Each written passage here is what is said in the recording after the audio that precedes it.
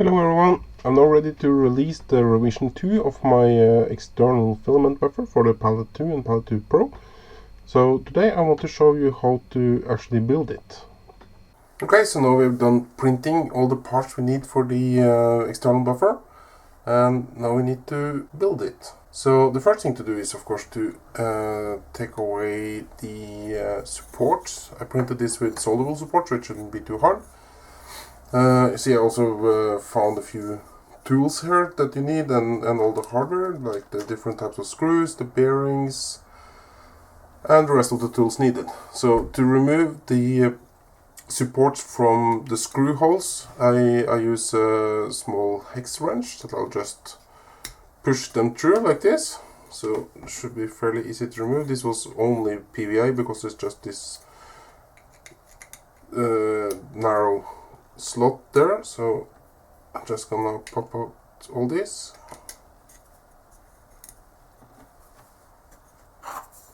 There was one wheel done. Oh, there's a little bit of gunk left in here. Try to scrape that out.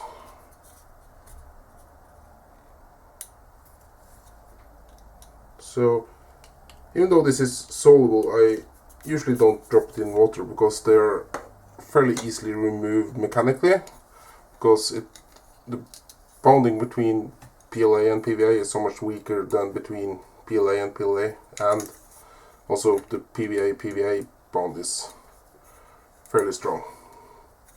So you see, this pops out fairly easily.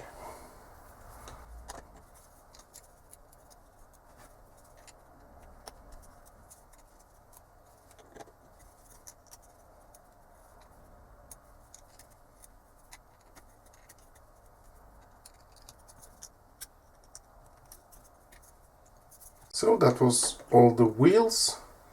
Then this guy, the PLA part of the support here, just fell off when I picked it off the build plate. So we just removed this like that, and then this one was clean. This guy have the PLA part still attached. Should be also fairly easy to just peel it off like this.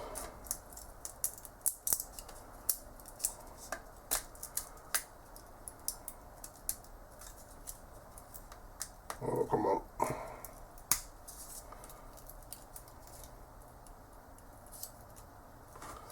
There you go. A little bit left there.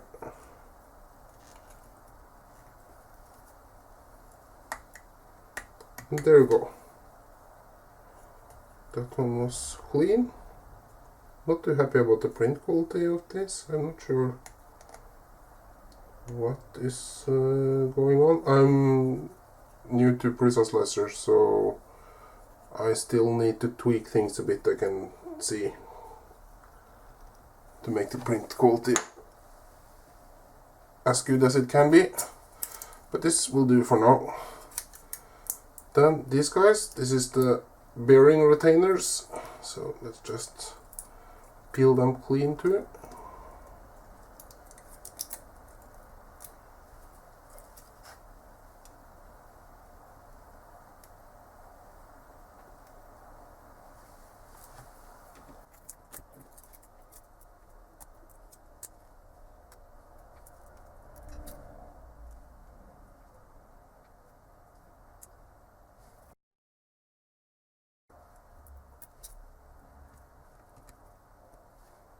That was this part. Then we have this guy.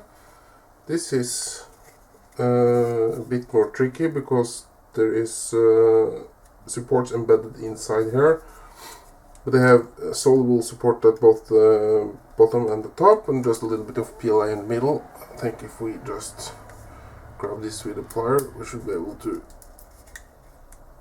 crush the PLA and just pull it out like that. Yeah. That worked out just fine. You see, so even without water, it is fairly easy to just tear this apart. So, like this. Yeah, just bending it sideways a bit and it pops out. It's nice. Same with this. I have PVA flying everywhere here, but that's fine. This one decided to stick. There we go.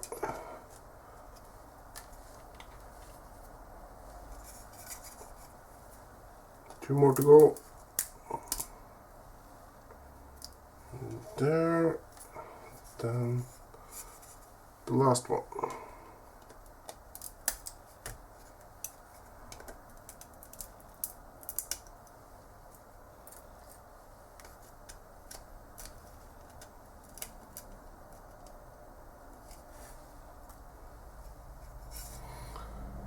So then this was clean, and let's just pre-test how this fits.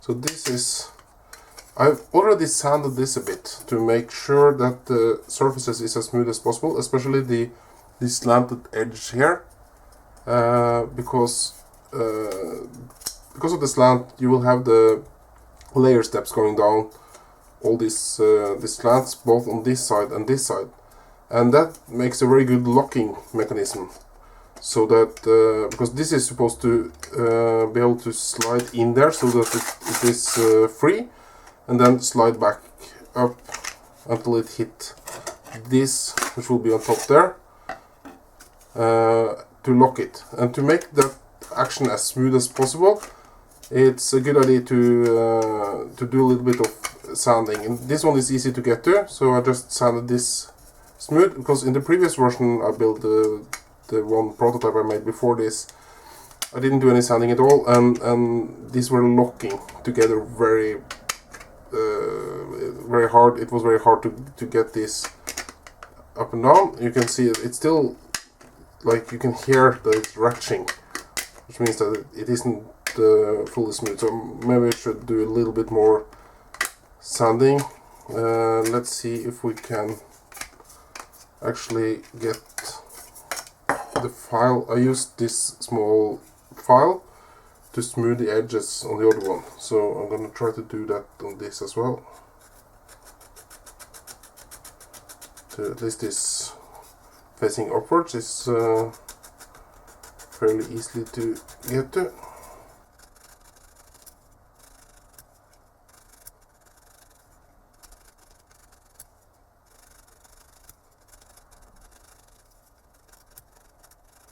That should be 8. I was just counting as I was going around, and the bottom surface here is a bit harder to get to, but yeah, I guess I can at least smooth it out somewhat.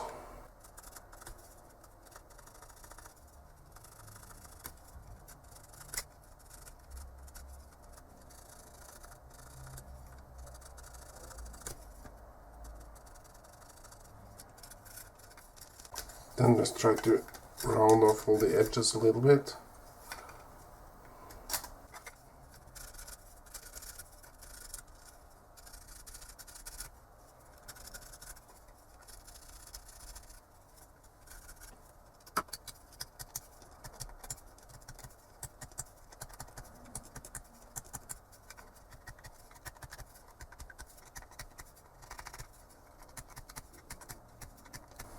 So let's see if it is any smoother now. If I just try to hold this on top here, fall apart. Get this in there and this like so, and it should then be possible to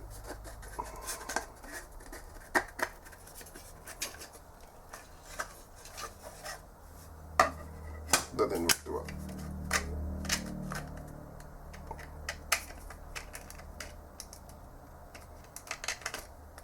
But yeah, I think it should work pretty well. You can hear there is this ratcheting sound, so it should have been a bit smoother, but I think this will work out okay.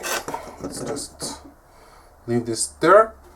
And then we have this guy, and here the support is kind of embedded inside here a little bit. It's fully locked in by that, and it also have a little bit of overlap at the bottom here. So this will not come out without some destructive force on this part. I guess you can wait to see if it would just quantum teleport through this one, but nah, camera would probably run out of memory before that happens.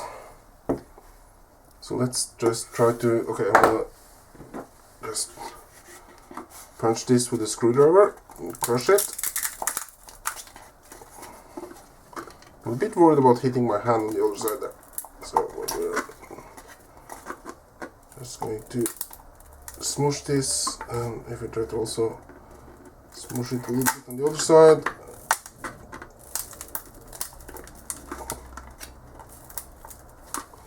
So there it came out a bit here. Maybe I can get hold of this with my plier. Just tear it apart. This was very strong.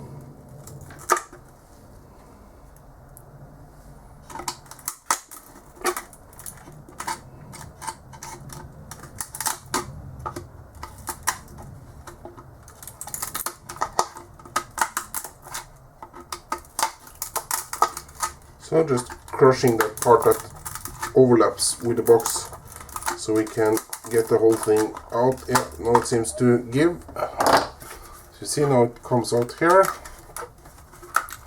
Let's try to just peel it out, and there it comes with the PVA layer and everything. And that should be it for the box. I made sure to put support blockers for all the holes here, because, and also here this is just bridged over because actually using, like, it wants to support the top of these holes, but that's really not needed, and it's hell to get it out afterwards. So I just didn't use supports for any of that. So only for this part that definitively needs support. Yeah, so now we should actually be ready to start putting it together. Just need to clean up the mess here a little bit.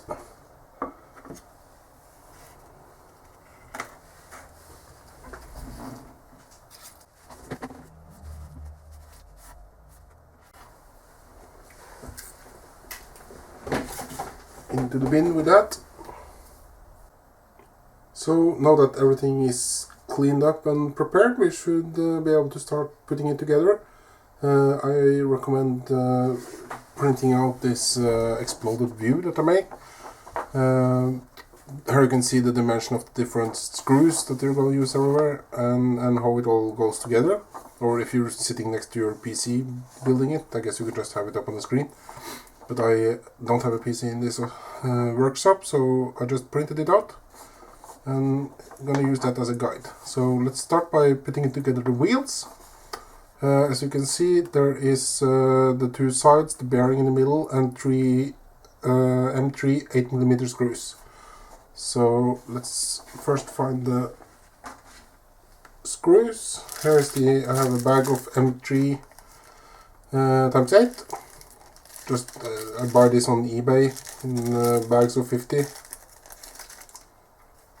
So we will need 12 of these to put together all the 4 wheels.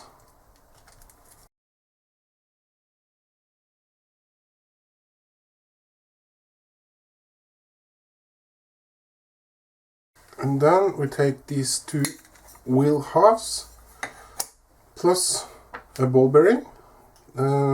This is the 608, I guess it's 8mm bore, 22mm outer diameter, and I believe it's 7mm in height.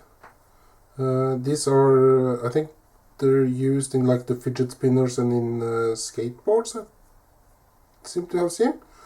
So they seem to be one of the most mass-produced bearings, so they're very cheap. So I happen to have a bunch of them, like I buy them in these rolls of 10 from eBay.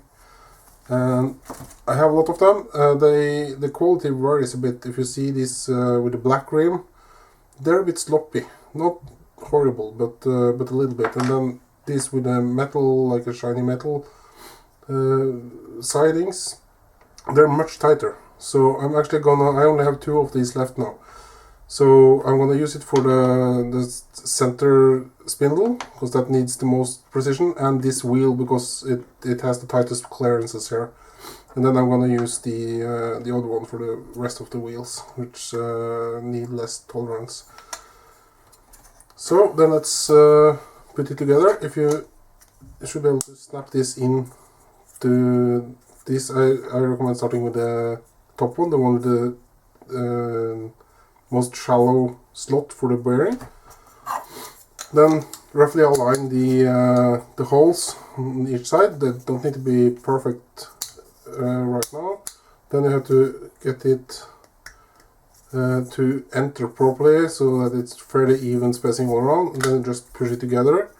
Then you can look through the holes. I need to, you can't see that on camera now because I need it against the white wall behind there.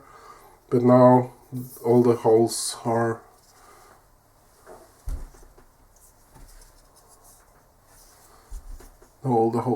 aligned. Then you can screw this in. Actually, that wasn't right there. No, it's aligned. So then you screw in the screws. Use this ratchet driver.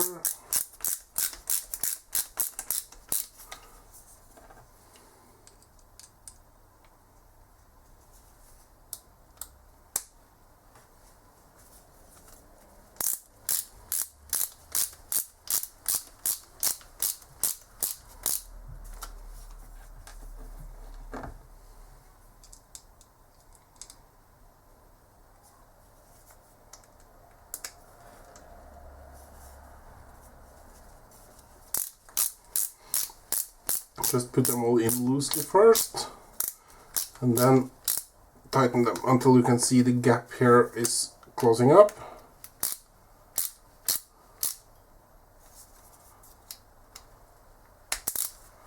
Make sure not to over tighten it so you strip the threads.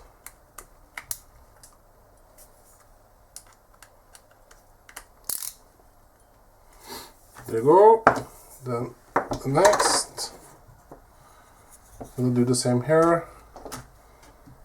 Snap the bearing into the top part, then roughly align the screw holes and get this snapped onto there.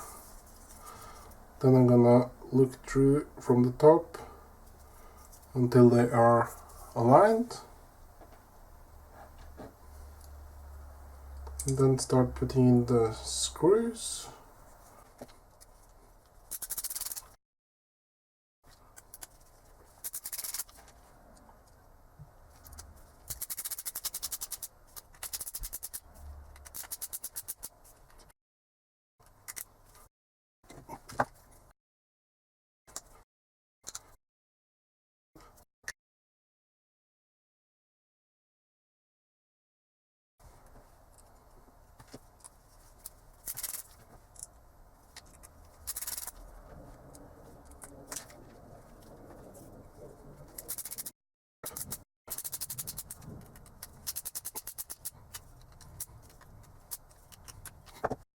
One more left. As you can see, they have this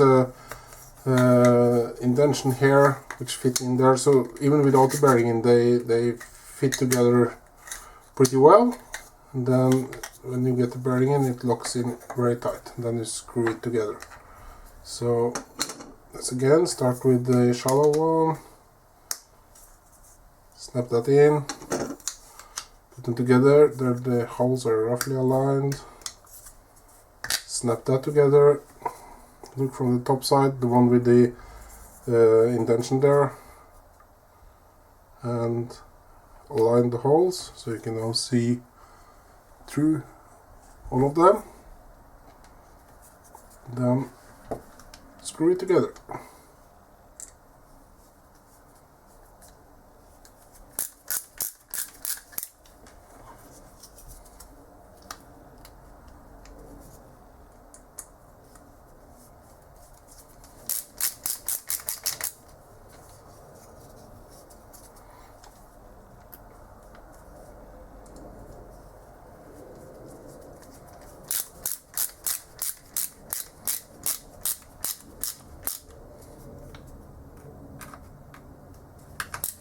Tighten it till the gap is gone.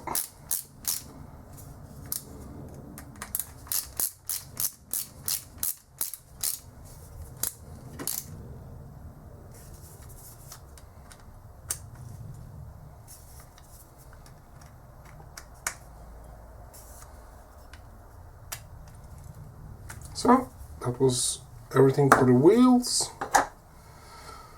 Then we can start putting the spindle together, and that one is a bit more complicated. Oh, I see I have forgotten to clean out the holes there. They still have their support material inside. So let's just push that out.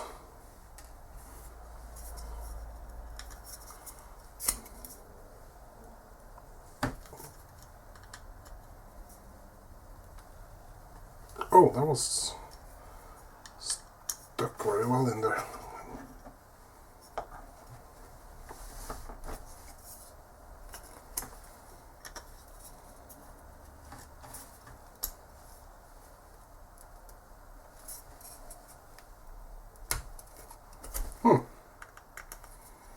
That was putting up a fight.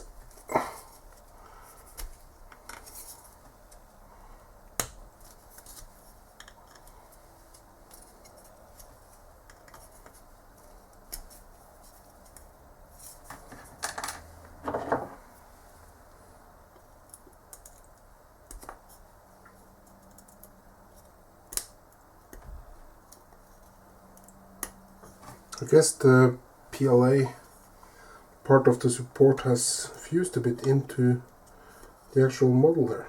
That was a bit annoying.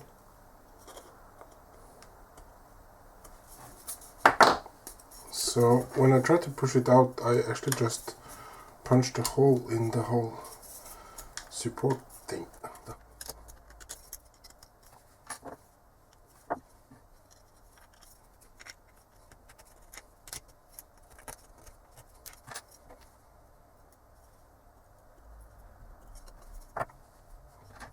See how this works. Oh, that one popped right out. So you can see it has built a small PLA stud here with PVA on top to support the bottom edge of this hole, since it reduces in diameter. So two of them came out just fine.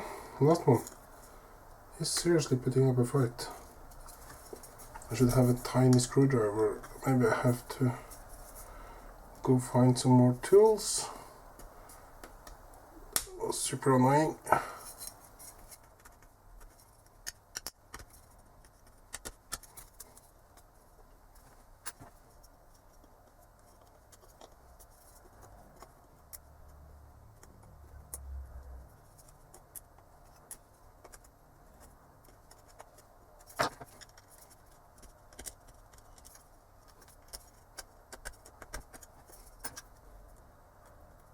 Okay, I need to find some more tools, I think.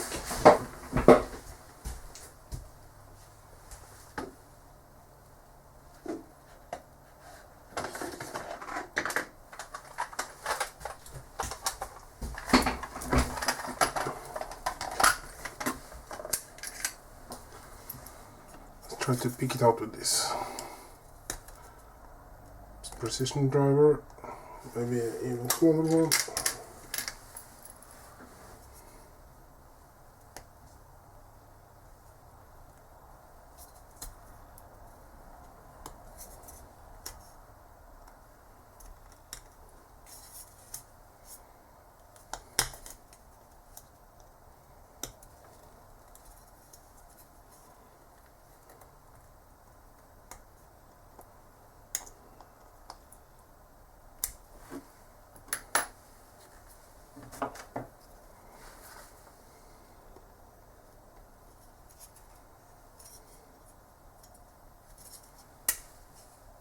There you go.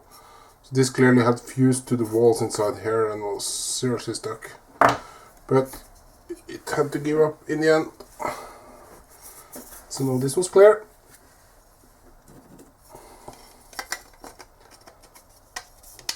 Then these should go together, and here an important thing to remember is there is a line on each. Oh, this was very weak, but there is each of these components have a small line that is supposed to be aligned on all of them. So this one has to turn over like this. So now these lines are lined up, and then the edge here should also line up with that line. So like that. And then this one goes on like that and also have a small line on it there that should align up. So all this edge and these three lines should all be aligned. Okay. So then we can start by putting a bearing in this part, snap that in. Then we put this guy like so in here. See where the line is. The line is there. So we're just sliding that in here like so. Here again, check the line is aligned there. Then we take this guy, make again sure that the line is properly positioned, and snap that together like so. And we need to then look through the three holes here and align it perfectly so that you can see through it all. Seems like I hit bang on there. So this is fine, but there is a gap here. I need to properly squish it. You might need some tools to get this together because it is very tight, but no, this time it was fine. I have usually had to use this guy, but this time it was fine, so I can just jack it together, like putting it in there and just squeeze it a bit, and then it will snap in. But this time I can actually do it by hand. So here now, this part, it seems to spin fine when it is in the release position, and then it locks when it goes in there. So then we had to screw these three together, and I'm pretty sure that's M10. You can find these here, so you see M3-10mm, so we need three 10mm screws to fit that in. Let's see, here is the part list. So you need 12 8mm screws and 11 10mm screws. So let's find 11 of these now.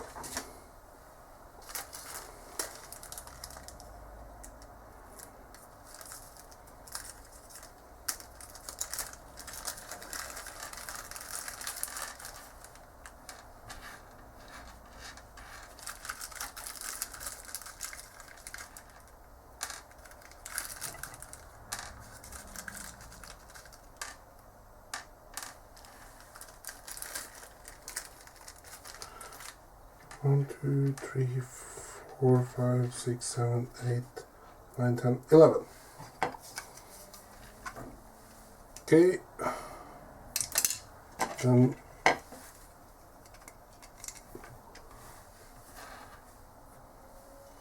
we're gonna screw this in here.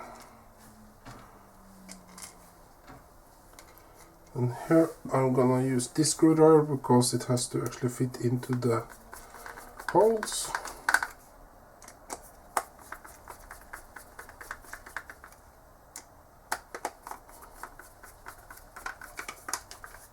Just tighten this up.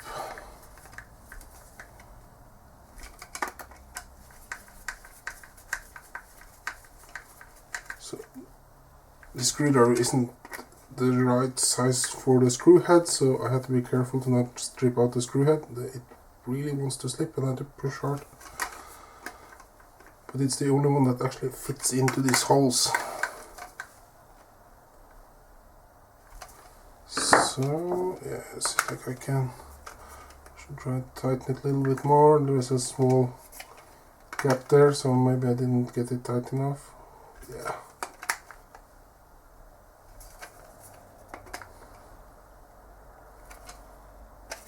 That seems to be fine. So that was this part. Now I turned it, so I had to just go back and find that line that is supposed to align with this guy. So there you go. Now it is probably aligned there. Then we have to screw this on top. This one has no guiding at all other than the screw holes. So it's you just have to first line up that line with this, and then find one hole that can fit. As you can see now, as I slide it around there, now this hole is properly aligned. So let's just enter a screw there. This is also 10mm screws. So we get one in.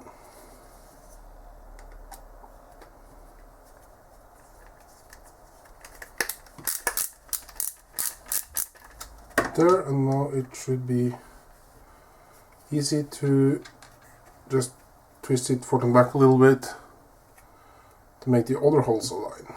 Let's start over here.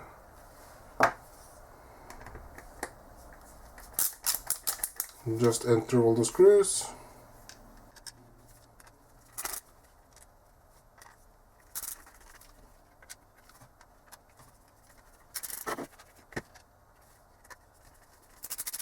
Then I'll tighten it down. First take one round, tighten them all till they are snug.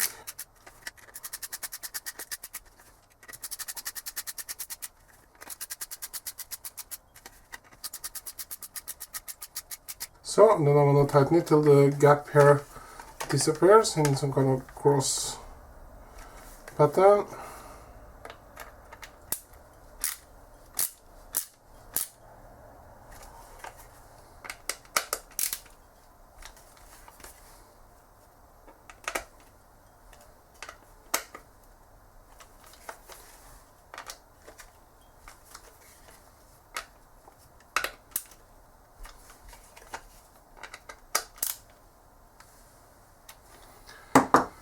There you go. Now this is spinning fine until you push it in. So you pull it up and it's free, and then when you push it down it grabs up. So far so good. Then we need to put on the spring. I forgot the spring. I have to go find my spring. So I have two kits with different spring sizes. Let's see if this is the proper one. I guess that one should work.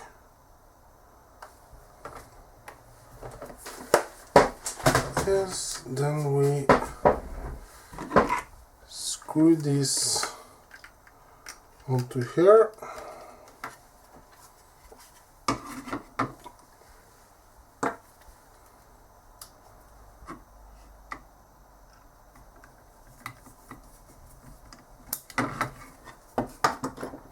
That screwdriver actually was a bit too wide. I've got to screw at an angle if I'm trying to force it into this guy.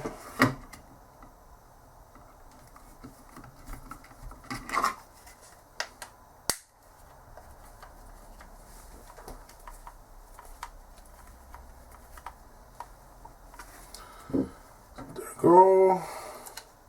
And yeah, this doesn't fit very well. I want to make some kind of bracket there, but I haven't done that yet. So this spring doesn't, yeah, it will probably pop off before I'm able to actually get this put together. So what I'm gonna do here is I'm gonna use, this is like the kind of straps you get on wires, and I'm gonna use this to mount it. Just loop it through here. Make sure that it's fixed to the screw. I keep forgetting about making a proper mounting system for this, but this is actually what I've done on the previous versions, and it have held up just fine. So now this one is properly attached there. So then we have to put this in here and make sure that this guy isn't colliding with this guy and that the spring is bending in the right direction. So we push it in towards there, and then the bearing there should tread over the center tap, like so. And now this one can spin on that bearing, and we should be able to. It's a bit hard to get to the spring inside here, but we then have to use a screwdriver later to pull it out. Okay, so then we need to fix it to the stud in the middle there, fix the bearing, and that's where we use the 1/14mm screw. That it's the only one used on the whole build. So if you don't have that, a 10mm will do, but it will of course be weaker. And what I've experienced is that if the filament snaps, which happen whenever the Pallet 2 decides to lock up, which it do like every now and then, it will like fully empty the buffer and keep stretching on the filament until something snaps, and then the recoil will be hard enough that it might break the center stud.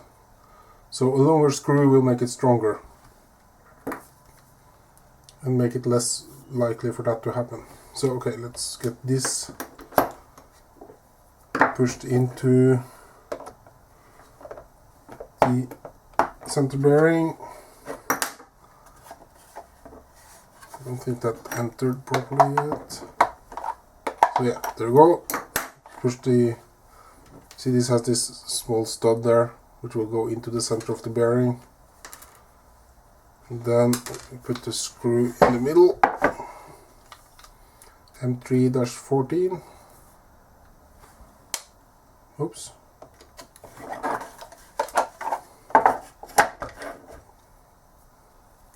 So it's important to fix this before you put the wheels on, because you can't get to this screw after the wheels is in place. So here the order is kind of important. Screw this in.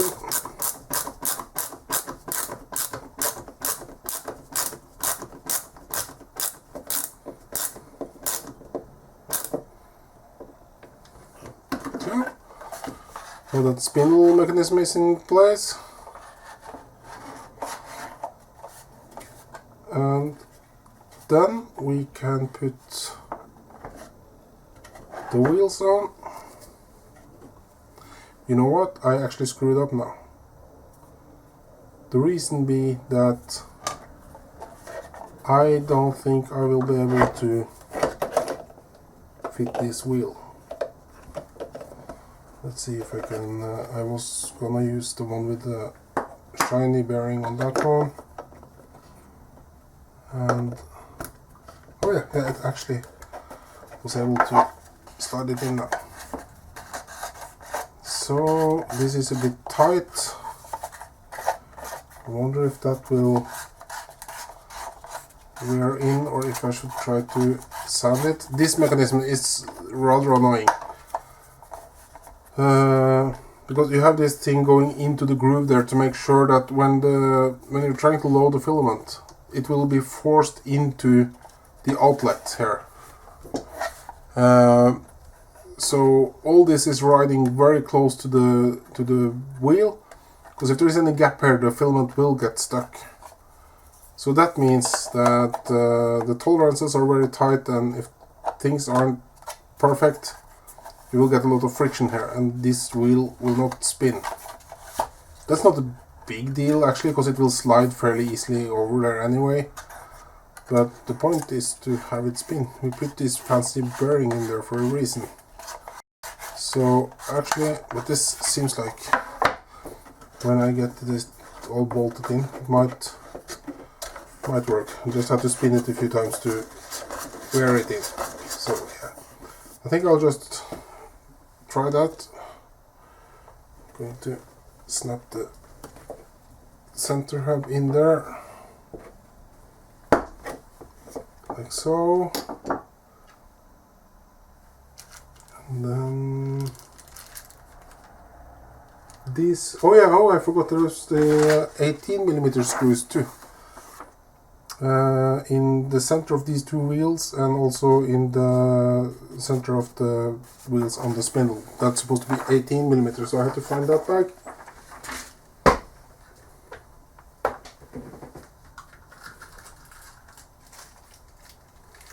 Yeah, here's my bag of 18mm screws.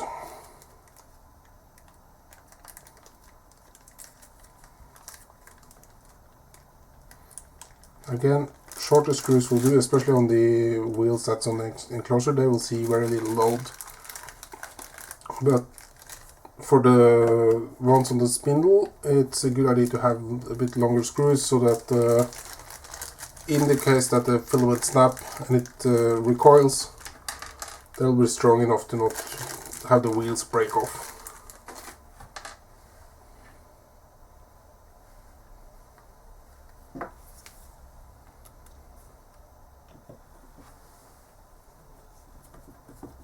So I highly recommend printing spares for the spindle and actually the enclosure. Yeah, I guess those are the ones most vulnerable. To make sure that in the event that it snaps and breaks, you have a spare, because it's a bit of a chicken and egg. If you have calibrated your pallet to work with the buffer, and then suddenly the buffer breaks, now you have nothing to print a new buffer with. So I have actually, before I've had spares, now I actually will have two complete versions of this. My prototype that is almost the same, just I had to cut some slots and stuff, small tweaks, and then this one, so I can have the other one as the prototype as a spare.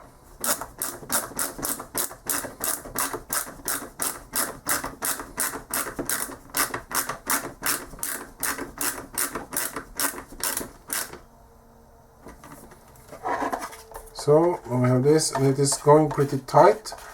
So actually what I'm gonna do later is to use a power drill to spin it for a little while, so that it will wear in, because it is spinning almost fine now, but it is grinding a bit. Like it isn't as smooth as it needs to be for it to actually be spun by the filament, I think. It just needs to be worn in a little bit. So yeah, this is looking pretty good. Then we can stick this wheel on, push it onto the center stud, and I now need the last bearing plug. A little bit of PLA left, no PVA left there.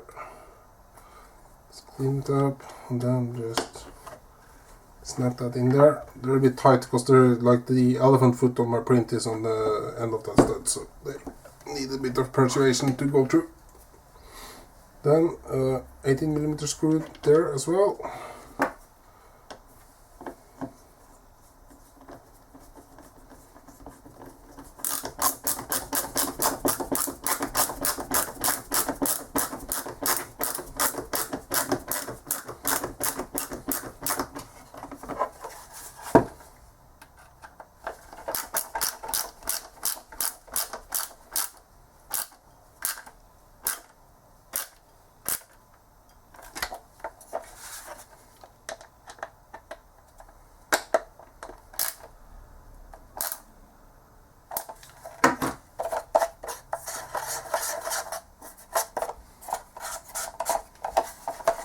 this one is also actually catching a little bit somewhere.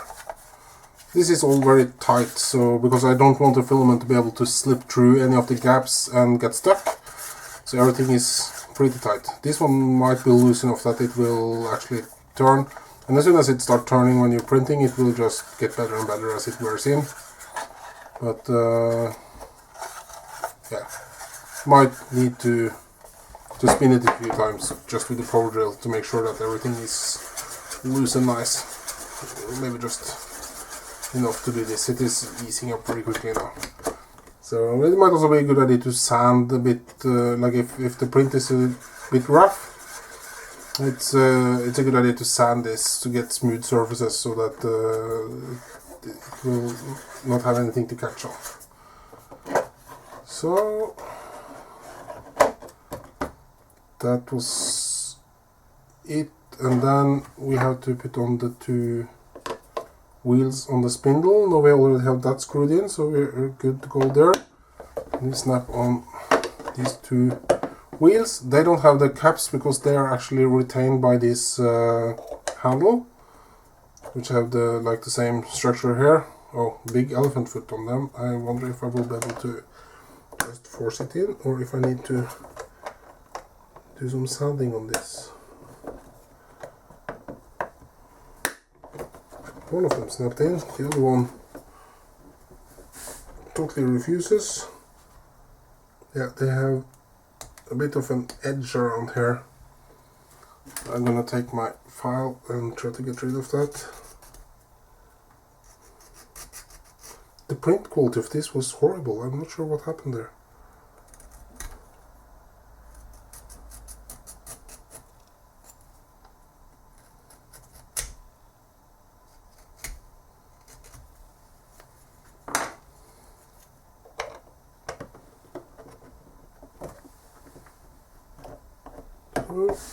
I seriously don't want to go into that bearing, and I don't want to break anything either. I guess I should go in and put a bit more chamfer on this stud so that this isn't a problem in the future. Note to self, I'm probably gonna forget.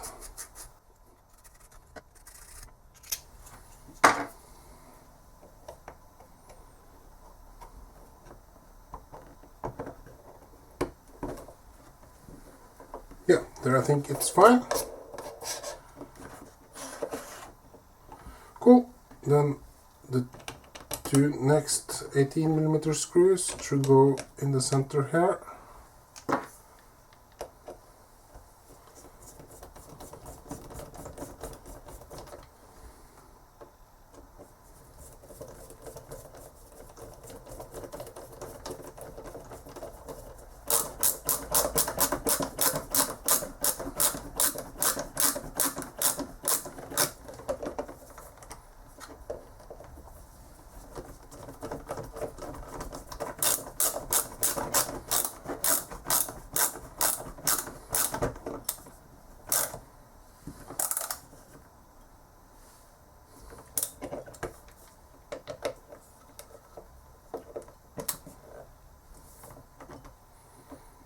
So, closing in. Then it's time for the spring.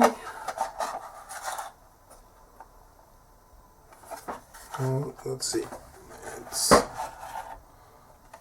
We're turning it until you can see the spring in there.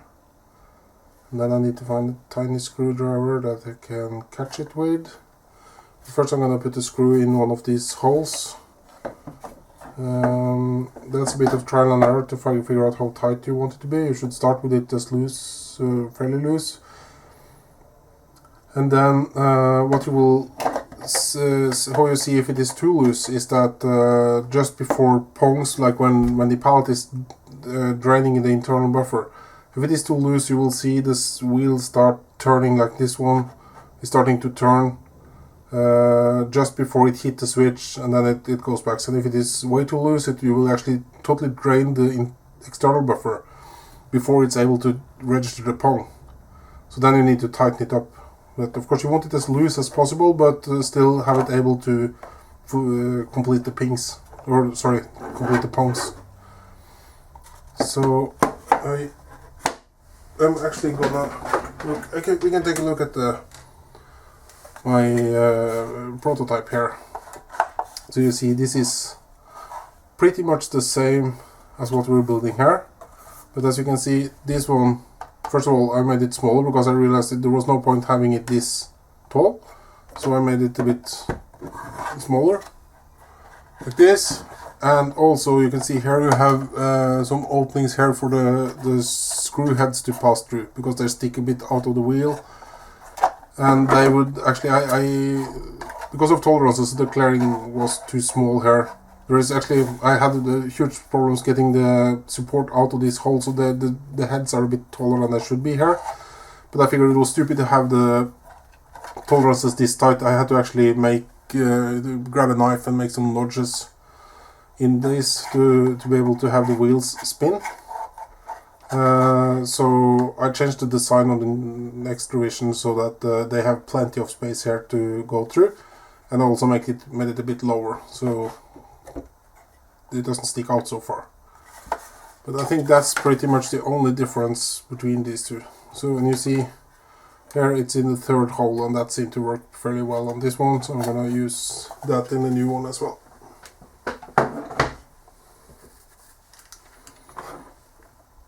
So there goes the last 10mm screw.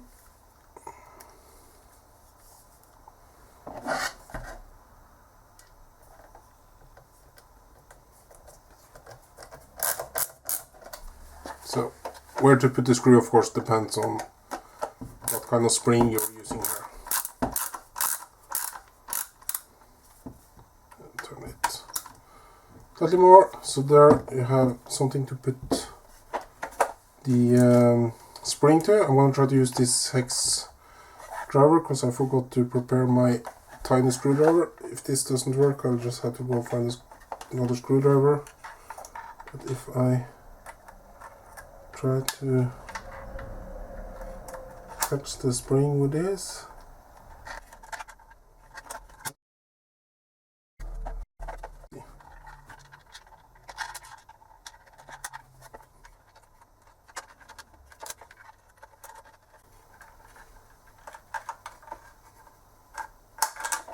so there we got the spring, and then we're just pulling it out, snapping it over there. There, the spring is in place. So now when this is in normal operation, these arrows should be aligned, so you can see as when it is printing. I added some arrows here. Yeah, that's another addition from the prototype. So you can now see how that it aligns properly there, and it should spin like that as it is getting drained and empty. And then when, oh sorry, that was actually wrong. It is supposed to be like this. So I can clearly see I made a mistake here because it isn't aligning properly, but you can see that it is in the right vicinity. So this is how it will be when operational, and then it will drain like this. Then when you're gonna fill it, you just turn it until this other arrow aligns, because now you have a straight path through here. So you let the filament go through, make sure it exits here, and then when it is totally filled, we have this. I made a small tool to lock the filament, so you push that in there to lock the filament, so it isn't pulling any filament out of the pallet. And then you lift this up, you turn it around to like wind up the buffer, fill it up, it will then pull the filament back from the output, and then you lock it in when these arrows align. And now it works like normal.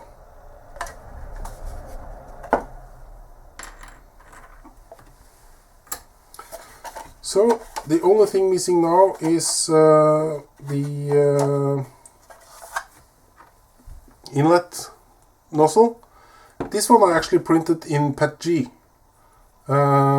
the reason is that it needs to be a little bit flexible to get past like the locking mechanism inside the pallet.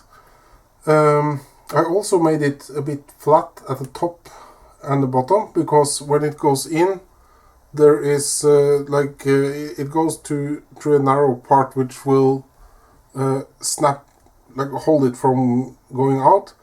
But now it is made so that if you turn it, it will go more easily in, and then you twist it and it actually locks in. Because this material, even though it's patchy, is a bit more flexible than PLA, it's still a lot stiffer than the Teflon tubes that comes with the pallet. So the print quality here isn't awesome. Like these flat spots aren't as flat as I would like them to be, so I'm gonna just take the file to that a little bit. The same at the bottom.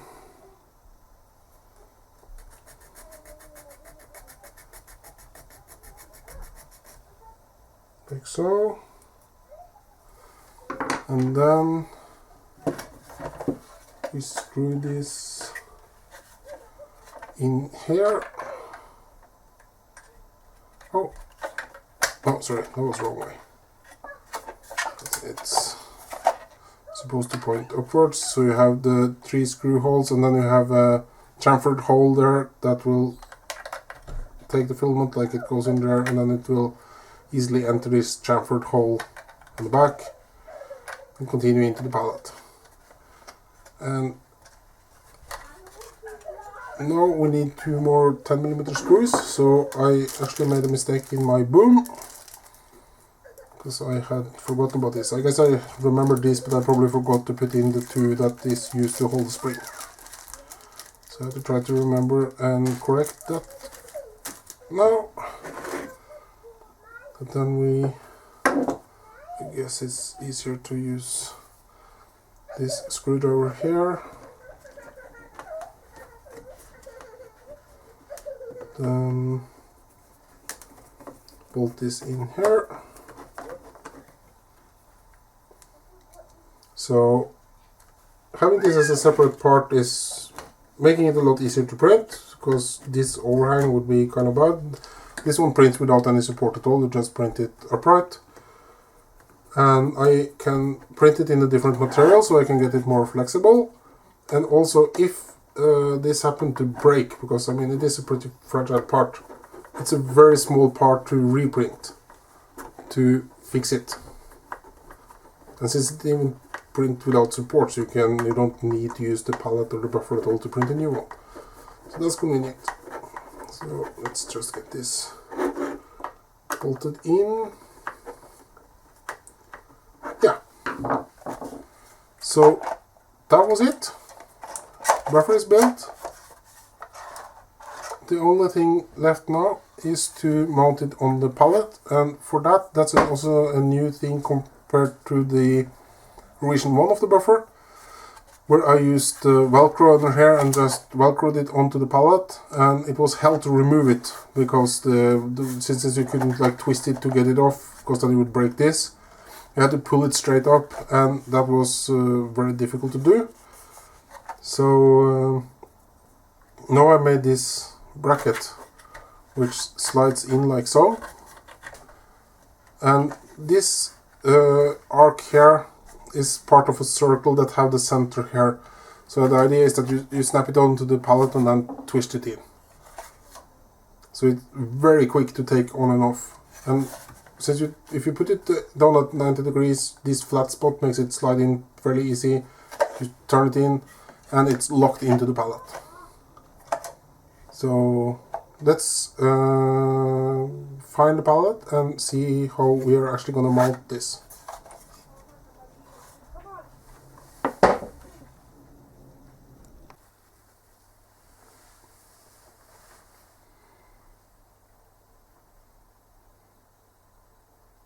Then let's try to mount it on top of the pallet too. To do that, I use some foam double-sided tape, which I just first stick on this mounting bracket, make sure we center it properly there, so it's all covered. That should be fine.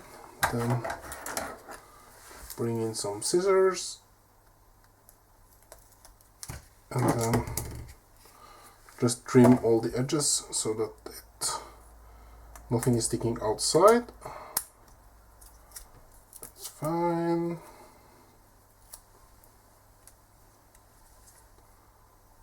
There, there. And then this edge is a bit tricky because it's so curved.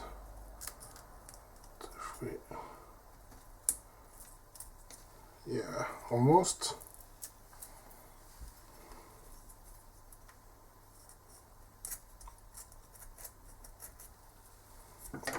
Guess that should do. So now we have double sticky tape on this. So let's just slot that in, and it is ready to be mounted on the pallet. Let's bring in the pallet. There you go.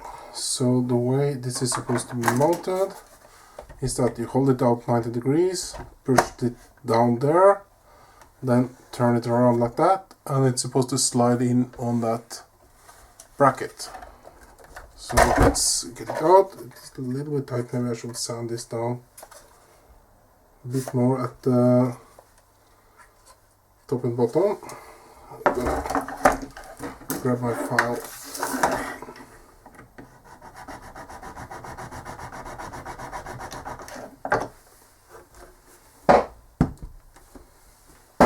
So let's bring it into view. So I am going to fold this down just a little bit more, and the same here.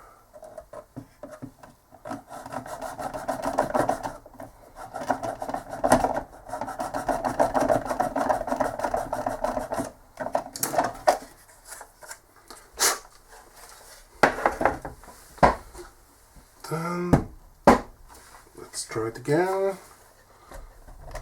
Yeah. Snaps down pretty well there, and yeah, not too hard to get off.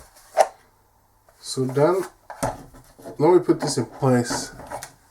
Let's get this into view again. Yeah, so we put the bracket in place with the tape on, then remove the protective tape here, paper.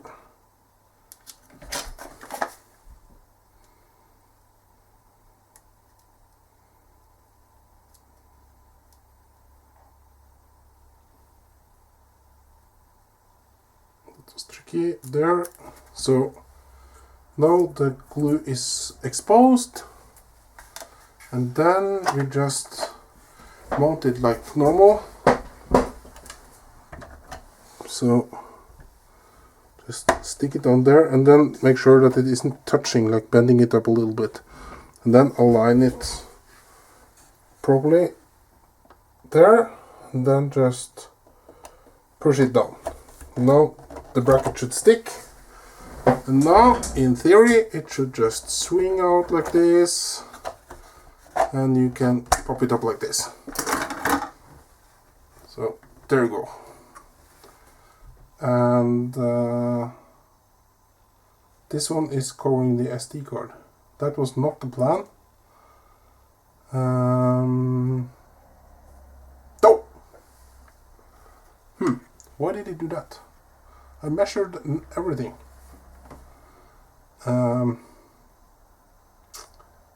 Okay, something changed there. Okay, I will try to fix that so that because it should be possible to move this a little bit further, like closer to the inlet, and get it clear of that one, because it's a bit annoying. I'm never using the SD card anyway, because I'm using connected mode, but maybe someone would like that slot to actually work. Huh, bummer. Okay, so I will see what can be done with that. But anyway, now it should be complete. So see, it's now very easy to take it on and off. Just plug it in, twist it, and it snaps right in place. So it works very well. So let's just snap it back on, and then we need some Teflon tubing. So I have over here. Then it's a good idea to rim out this bit so that you have the greatest chance of having the filament actually hit, like enter the tube when it has gone through here. So then, oh, I bent it. Hope it survived that pretty well. So there you go. Voila! Buffer is now complete. Okay, so let's try to load this with filament. See, now it is in the normal working position, so we just turn it over here so that it is in loading position and you have a straight path. You then just push the filament in there, and then you have to, as the pallet will slowly push, or it is actually a bit fast, so you have to be a bit quick and just like guide it in here so that it hits between these. Then you have to guide it in here, and now you can see it's very important that it isn't catching on anything in here, so you have to try and make it hit pretty much like in the center, and then it should shoot through directly.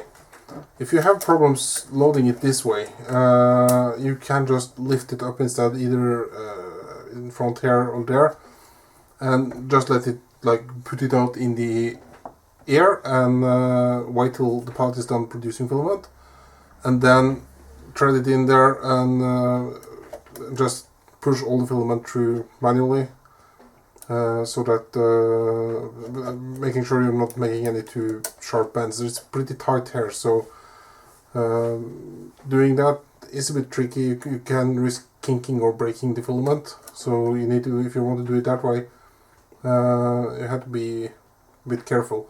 Also make sure the path here is as clean as possible, and that the filament is able to properly enter the Teflon tube every time it gets out there. So you have to do, like I showed earlier, you rim out the end of the tube so that it can easily enter, and that you push it as far in as possible so you don't get a gap here where the filament can get stuck. Because if that happens, the pallet will try to push it through and it will hit something, and then it will just start bulging out. So if that happens, you have to just try to pull it out, let it continue filling it in, and then manually thread it in afterwards.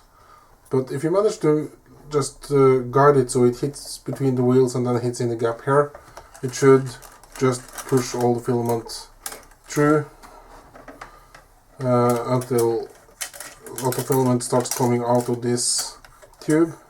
This was a very bendy filament, but okay. Seems to still actually push through like it should. Then when the pallet says that I'm good, then you use this filament brake, just a small clip that you just bend this down a little bit here and you push it in here, and that will lock the filament, so that now when you twist the spindle to load the buffer, it will pull it back from the output tube and not from the pallet, and then just empty the pallet's buffer, because that's not what you want. Then you lift this up, you turn it around like this in a continuous motion, and until it gets to the working position. See, and now the pallet is loading, ready to go. So you can see it now works properly. Then you just remove this brake, and then you do follow the instructions on the pallet to like load for this and this many millimeters. As it starts to pull here, it will then pull the filament tight and then eventually start pulling it out of the buffer. So that's how you load it now. So that was it for today. If you liked the video, please click the thumbs up. If you didn't like it, click the thumbs down and tell me in the comments. Maybe I can fix it in the next video. Bye bye.